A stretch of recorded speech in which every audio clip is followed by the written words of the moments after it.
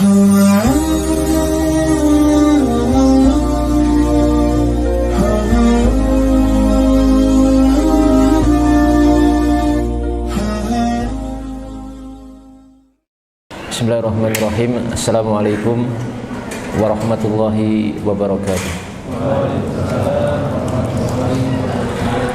Alhamdulillahirabbil alamin. Wassalatu wassalamu ala asyrafil anbiya'i wal mursalin sayyidina wa habibina wa syafi'ina Muhammadin wa ala alihi wa ashabihi wa tabi'in wa tabi'in wa man tabi'ahum bi ihsan ila yaumiddin. Qala Allah Ta'ala fi kitabil karim, ya ayyuhalladzina amanu ittaqullaha haqqa tuqatih wa la tamutunna illa wa antum muslimun. Tsumma amma ba'd.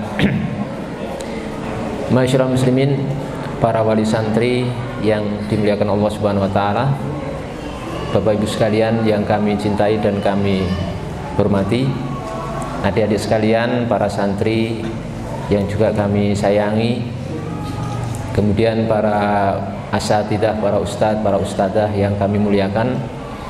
Alhamdulillah pada kesempatan pagi hari ini kita bisa berkumpul di ma'had yang mulia ini, di masjid yang penuh berkah ini, dalam rangka untuk sedikit bersama kita mengkaji ataupun memberikan nasihat terkhusus untuk diri kami pribadi dan untuk semuanya tentang tema urgensi pendidikan bagi generasi penerus kita, ya, untuk anak-anak kita dan selanjutnya. Alhamdulillah pagi hari ini kami dipermudah untuk ziarah ke Ma'had Ma'had Ibnu Umar, dan saya bersyukur bisa silaturahim sini, bisa berjumpa dengan rekan-rekan semuanya, bisa berukhuwah dengan kaum muslimin yang ada di sini. Karena salah satu hal yang harus kita pahami bersama bahwa kaum muslimin atau setiap muslim itu bersaudara. Dalam sebuah ayat Allah Subhanahu wa taala berfirman, innamal mu'minuna ikhwatun. Jadi orang-orang beriman itu bersaudara.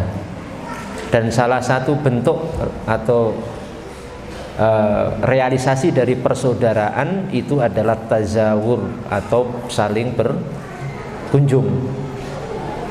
Kami mengunjungi antum semuanya, mungkin suatu saat nanti antum bisa kunjung ke saya. Jadi tazawur, makanya tazawur itu saling, Pak.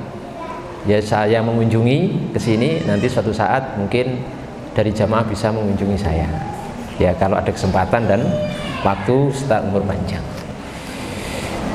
Tazawur kita, kunjungan kita itu didasarkan kepada semata-mata ikatan imaniyah dan islamiyah. Jadi ikatan keimanan dan keislaman.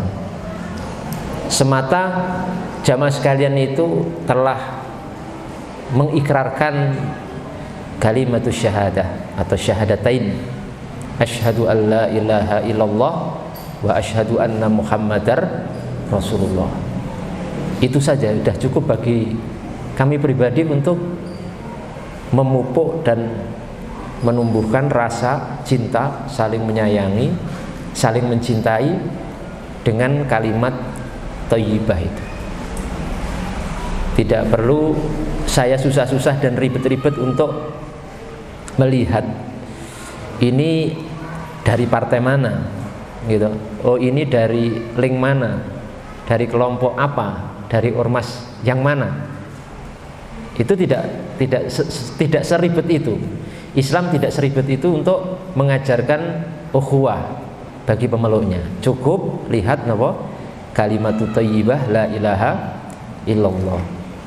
Karena kalimatut thayyibah itu merupakan kalimat yang tidak akan pernah ditandingi oleh apapun. Jadi sekat-sekat seperti itu, saya tidak berpendapat bahwa organisasi itu haram atau mungkin kelompok berkomunitas itu haram. atau berormas itu haram? Tidak, tentu itu hanya wasilah, wasail duniawinya, hanya perantara yang hukum asalnya adalah boleh. Al aslu fil asya al ibahah. Kaidahnya kan begitu, gitu. Bahwa asal segala sesuatu yang di luar ibadah itu hukum asalnya boleh. Sehingga saya tidak berfatwa itu haram. Silahkan berorganisasi, berkomunitas, berkelompok, berormas, tidak ada masalah itu, tidak ada masalah. Tapi jangan sampai itu dijadikan sebagai sekat untuk apa? Persaudaraan sesama muslim. Karena nanti kalau misalkan kita berormas A dan tidak mau bersaudara kecuali dengan A, kita terjebak kepada prinsip-prinsip orang-orang jahiliyah. Ya, tidak mau berukhuwah Islamiyah kecuali dengan kelompoknya atau organisasinya atau ormasnya saja. Sementara kita punya sesuatu yang lebih tinggi daripada itu. Apa? Al-iman wal Islam. Makanya tadi disebutkan dalam ayat innamal mu'minuna ikhwatun. Allah menyebutkan innama al-mu'minun. Jadi menta'liq, mengkaitkan persaudaraan itu dengan al-iman saja. Udah cukup itu. Jadi sesederhana itu dan sesimpel itu Islam mengajarkan kita untuk bagaimana kita itu memupuk persaudaraan sama muslim. Apalagi maaf ya, kita kan hidup bermasyarakat. Ya tidak? Ada di sini yang tidak hidup bermasyarakat? Nggak ada kan? Oh, hidup di hutan, tinggal di mana? Tengah hutan kan nggak ada. Kita tetap hidup bermasyarakat, gitu. Bermasyarakat bercampur dengan kaum muslimin. Masyarakat kita itu majmuk, Pak. Majmuk gitu. Mungkin ormasnya beda-beda, mungkin organisasinya beda, benderanya beda, atau mungkin latar belakangnya beda. Dan juga mungkin ada perbedaan dalam beberapa cara pandang atau pendapat. Itu wajar. Sehingga kita harus bisa menempatkan diri kita sesuai dengan tempat yang benar, bagaimana cara kita hidup bermasyarakat. Jadi Islam itu begitu indah ya, begitu indah, begitu relevan di setiap zaman, di mana Islam itu membawa rahmat bagi seluruh umat manusia. Jangankan masyarakat yang muslim, bahkan non muslim pun akan mendapatkan rahmat daripada Islam. Tidak hanya itu, bahkan binatang pun akan mendapatkan kasih sayang daripada Islam. Makanya kan ayatnya disebutkan oleh Allah Subhanahu wa taala, "Wa ma arsalnaka illa rahmatal lil alamin." Gitu. Dan tidaklah kami mengutus engkau wahai Muhammad kecuali apa? Sebagai rahmat bagi semesta alam. Lil alamin. Alam itu tidak hanya meliputi manusia, bahkan hewan sekalian. Bahkan seekor hewan pun mendapatkan rahmat dari kedatangan Islam dan keberadaan kita sebagai seorang muslim di tempat itu. Itu binatang ya, apalagi apa? Manusia. Manusia itu ada dua kelompok, mungkin muslim, mungkin non muslim. Itu pun mendapatkan rahmat dari keberadaan kita sebagai seorang muslim di tempat itu. Makanya saya sangat bersyukur sekali bisa berkumpul dengan rekan-rekan semuanya di tempat ini dan membawa misi akan Islam yang wasatiyah wal i'tidal. Islam yang moderat dan pertengahan. Duh, Ustadz, apa Islam itu kenapa perlu ditambah wasatiyah wal i'tidal? Islam yang moderat dan pertengahan. Ini perlu kita kampanyekan saat ini karena sangat mungkin ada oknum-oknum yang menggambarkan dan mempraktekkan Islam itu keluar dari jalur ini, ya, keluar dari jalur pertengahan al-wasatiyah ini, pertengahan ini. Mungkin karena hulu ekstrim dan juga bisa karena meremehkan. Tapi kita di tengah ini, maka ini kuncinya adalah dengan terus belajar. Karena tidak jarang kita akan dapatkan pemahaman-pemahaman di zaman ini, tentu sebagian oknum, tidak semua, sebagian oknum yang membawa Islam menjadi satu hal yang menakutkan tidak hanya non muslim, bahkan orang Islam sendiri fobi dengan Islam dan takut dengan Islam itu sendiri. Yang itu seolah tidak pernah tergambarkan Islam yang dibawa Nabi Muhammad Shallallahu Alaihi Wasallam. Misalkan gitu.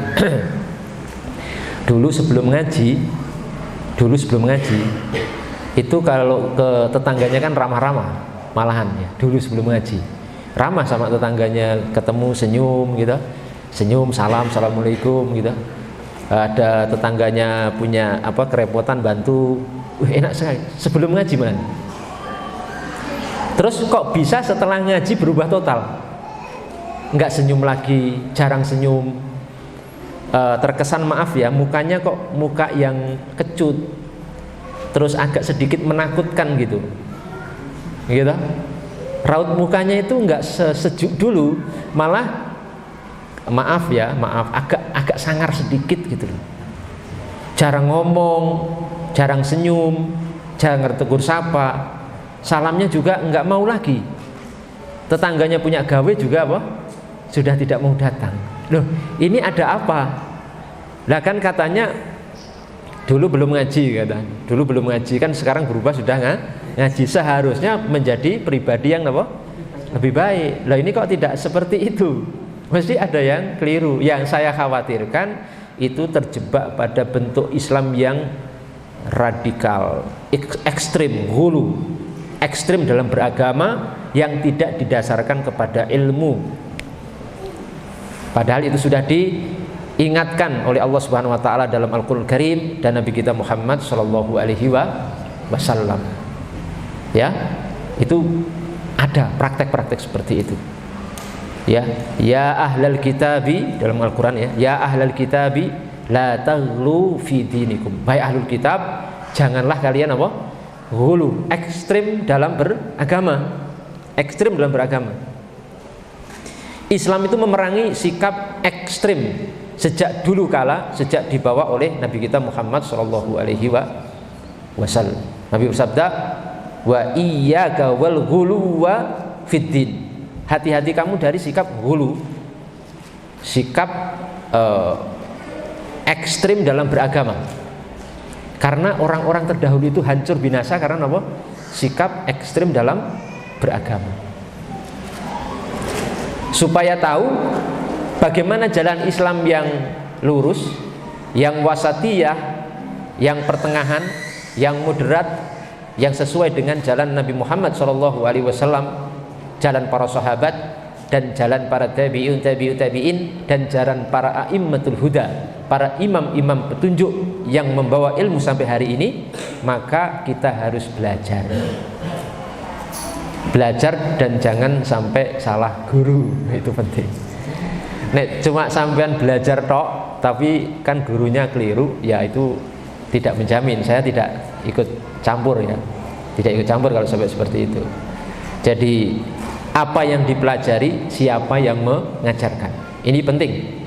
Saya ingatkan, benar-benar saya menyampaikan ini karena rasa cinta kami kepada seluruh hadirin. Umpamanya gini, ada anggapan tentang hadis iftirakul ummah. Kan Nabi sudah bersabda bahwasanya umat Nasrani, Yahudi itu terpecah menjadi sekian golongan, termasuk umat Islam. Sataftariku hadhil ummah ala 73 firqatan. Umatku ini, kata Nabi, akan terpecah menjadi pinten? 73 golongan. Gitu? Gimana? Nggih, 73 golongan. Terus Nabi mengatakan, kulluha finnar, semuanya di neraka, illa wahidah, kecuali satu golongan. Terus ditanya sahabat, wa mahiyya ya Rasulullah, siapa satu golongan yang selamat yang akan masuk surga itu? Kata Nabi, adalah al-jamaah. Maka disebut kemudian ini firqatun najiyah. Kelirunya nyata. Kemudian ada sebagian pihak yang kemudian memahami bahwasanya firqatun najiyah itu, satu golongan yang akan selamat itu adalah kami. Setelah ngaji dapat itu. semua golongan satu golongan yang akan masuk surga, yang satu itu cuma kami, kelompok kami, saya dan kelompok saya. Berarti seluruh umat Islam yang tidak berintima, tidak bergabung, tidak berafiliasi dengan kami, berarti termasuk finnar, di neraka. Makanya jangan heran setelah ngaji sama sebelum ngaji malah berbeda. Sebelumnya mau senyum, sebelumnya mau salam, sebelumnya mau bantu tetangga, setelah ngaji malah berbalik karena menganggap seluruh umat Islam di luar dia itu adalah termasuk orang-orang yang tersesat. Ya, tersesat. Karena pemahaman ekstrim yang seperti ini. Kenapa timbul pemahaman seperti ini? Karena kebodohan. Belum bisa memahami riwayat itu dengan benar. Bagaimana memahami riwayat tersebut? Seperti apa memahami hadis ini? Karena hadis itu kan dalil, Pak. Dalil itu barang mentah. Untuk membuat satu kesimpulan butuh pemahaman. Dan pemahaman itu muncul dari para ulama yang memang punya kapasitas dan kapabilitas untuk memaknai dan memahami dalil.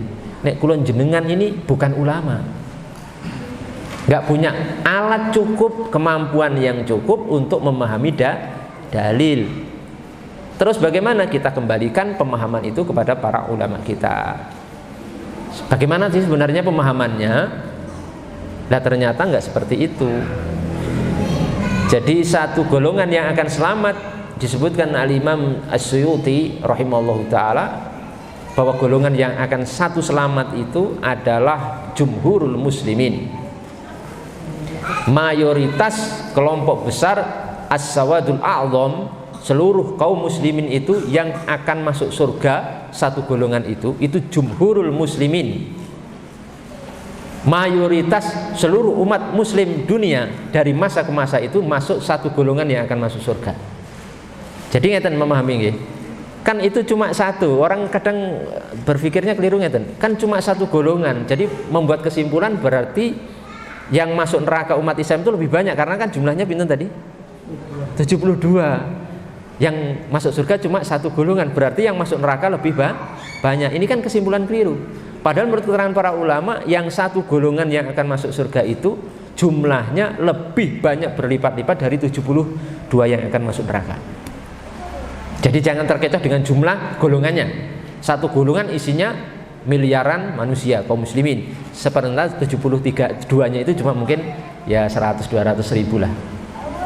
Lebih banyak. Sehingga kok jadi sulit sekali ya berislam itu kalau menurut versi yang ekstrim. Dulu itu Nabi mengatakan gini, dalam hadisnya pernah mengatakan gini, aslim taslam, masuklah Islam dan kamu akan selamat. Selesai sudah. Sesederhana itu orang masuk Islam pasti masuk surga. Jadi muslim dan dijamin masuk surga. Nah sekarang enggak, Pak. Sekarang tidak. Masuk Islamlah kamu, belum tentu kamu masuk surga. Sampai kamu ikut saya. Nah, kan repot.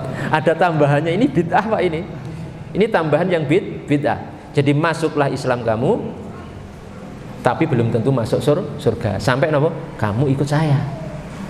Kamu gabung saya. Kamu ngaji ke saya. Loh siapa saya? Tuhan bukan, Nabi juga bukan. Padahal Nabi hadisnya sahih ini ya. Aslim taslam, masuklah Islam dan kamu akan selamat. Selesai. Gitu. Jadi masya Allah, maksudnya masyarakat kaum muslimin di daerah kita tinggal ya. Mereka kaum muslimin terlepas mungkin mereka masih ada kekurangan ya dalam beberapa sisi. Mereka itu orang-orang yang dimuliakan Allah Subhanahu wa taala. Karena mereka pernah meyakini di hati mereka ada syahadatan, asyhadu alla ilaha illallah wa asyhadu anna muhammadar rasulullah. Punya tok kalimat itu, Pak, itu bisa membuka surga. Tok kalimat itu saja itu sudah bisa membuka apa? Surga. Sampai ada orang yang muslim yang masuk surga hanya dengan kalimat itu, karena dia punya tidak amal soleh yang lain. Kehebatan kalimat, agungnya kalimat itu, dan kita diikat oleh itu. Tapi kenapa kemudian melenceng? Tadi sudah saya sebutkan tadi. Ya, jadi keberuntungan dan nasib orang itu ditentukan oleh manusia, oleh kelompok tertentu. Gitu. Iya, kalau kamu nggak masuk kelompok gue sesat ya. Kalau sudah sesat berarti kafir. Kalau sudah kafir berarti neraka. Loh ya, ternyata Islam nggak ada gunanya. Penyebaran Islam itu nggak ada gunanya. Masuk ke Islam lah kamu akan selamat. Kok jadi ribet, jadi susah, jadi apa? Bulet agama ini jadi sembulet itu. Sementara dulu yang dibawa Nabi Muhammad SAW semudah itu. Makanya nih saya pesen nih. Ini temanya gak melebar nggak apa-apa. Gak apa-apa nih. Santai mawon. Pokoknya ngaji niku digawe santai mawon. Nek wong ngaji niku harus seneng, Pak. Kenapa? Enten ngomah wis pikirane mikir utangnya iso akeh. Ngaji dibeden-bedeni mlebu neraka. Ya, mulai stres. Gitu. Stres sisan ra salat sisan. Lah nggih ning omah pikirane utangnya iso akeh. Gitu. Wis mikir nyawure pipun carane to. Mlebu pengajian pertama kali ngaji vonisin neraka ya. Nggih tambah stres. Ya, jadi misi pengajian kita itu sing seneng mawon. Ya, pokoknya sampean muslim sampai wafat gitu. Syaratnya jangan pindah agama gitu. Harus muslim. Wala tamutunna illa napa wa antum muslimun. Jangan meninggal sampai dalam keadaan harus muslim terus. Aman, dijamin masuk surga. Gitu. Pasti masuk napa? Surga. Yang penting muslim mau lah. Jadi saelek-elek yang Islam niku, mbok dia preman, ijek muslim pokoknya sing muslim. Harapan mesti masuk surga. Mesti niku. Karena nasib manusia di akhirat niku ndak ada yang tahu nih. Di dunia ini preman, maksiat, bisa kok masuk surga, Pak? Bisa. Apa dalilnya, Ustaz? Dalilnya hadis. Maaf, wanita zaniyah, wanita pelacur yang dia itu maksiat kan, namanya maaf zaniyah, pelacur kan berdosa, bermaksiat. Dia apa? Kalau pakai hitungan kita, oh ini hari neraka karena pelaku maksiat. Kok ternyata masuk surga. Sebabnya cuma amal sepele, memberi minum seekor anjing. Lah niki preman tapi cek gelem salat. Saat niki kalau tanya sama sampean semua, mending mana preman apa istilahnya itu, preman tapi masih mau sholat sama preman yang nggak sholat? Hah? Preman tapi masih mau sholat itu masih mending sekali. Jangan sampai enten sing mengomentari nanti gitu. Misalnya ada preman masuk masjid sholat, jangan dikomentari miring man. Duh, cahaya Islam kok kayak ngene gitu. Ora nek gunane. Wong Islam kok masih mabuk, masih judi, masih ini. Enggak ada gunane, sampean sholat enggak ada gunane. Ini sebuah pernyataan penilaian yang keliru, Pak. Harusnya dibalik. Kalau ada pelaku maksiat masih mau sholat, disyukuri. Bukan kita setuju dengan maksiatnya nggih, mboten. Tetap maksiat kita katakan apa? Maksiat. Tapi dia itu maksiat, pelaku maksiat masih mau sholat itu disyukuri dalam arti apa? Amal solehnya, ganjaran ini, amal soleh yang dia lakukan itu akan bisa jadi menghapus apa? Dosa maksiatnya di akhirat kelak. Saat ini kan dari sholat pertama ke sholat kedua ini kan menghapus dosa di antara keduanya kan. Gitu? Bisa jadi Pak, diampuni oleh Allah SWT.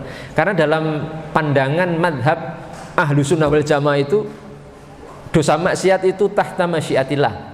Dosa maksiat yang dibawa oleh seorang insan yang belum tobat niku, nanti di akhirat niku punya dua kemungkinan. Bisa Allah ampuni gratis dan bisa Allah tidak ampuni, dalam arti disiksa. Sing penting mboten apa? Dosa syirik. Nek dosa syirik itu pasti diadab. Tapi nek maksiat selain syirik itu bisa diampuni dan bisa apa? Mboten diampuni. Tapi kemungkinan diampuni lebih besar. Maksiat niku kemungkinan diampuni lebih besar. Nggih, apalagi maaf kita sholat, kita wudhu niku pun menghapus dosa. Kita sholat, kita puasa Ramadan dan sebagainya. Jadi monggo kita membawa misi. Saya mengajak benar-benar dari lubuk hati yang saya paling dalam pada ibu-ibu, bapak-bapak, rekan-rekan semuanya, para santri dan semua yang hadir di sini, mari kita membawa misi Islam yang wasatiyah wal i'tidal, membawa misi rahmatan lil alamin, dan kembali kita berusaha untuk memahami Islam itu sebagaimana yang dibawa oleh Nabi Muhammad SAW lewat jalur ulama. Nampun dipahami dewi. Kita nggak bisa memahami Islam sendiri karena kita bukan ulama, kita nggak punya ilmu istihad, kita nggak punya kemampuan untuk itu, maka kita kembalikan pada para ulama kita. Yang paling dekat gampang ya, yang paling dekat itu kembali kepada Imam Madzhabul Arba'ah, imam yang 4, Imam Abu Hanifah, Imam Malik bin Anas, Imam Syafi'i, dan Imam Ahmad bin Hambal serta murid-murid mereka berempat ila yaumina hadza, sampai zaman kita sekarang ini.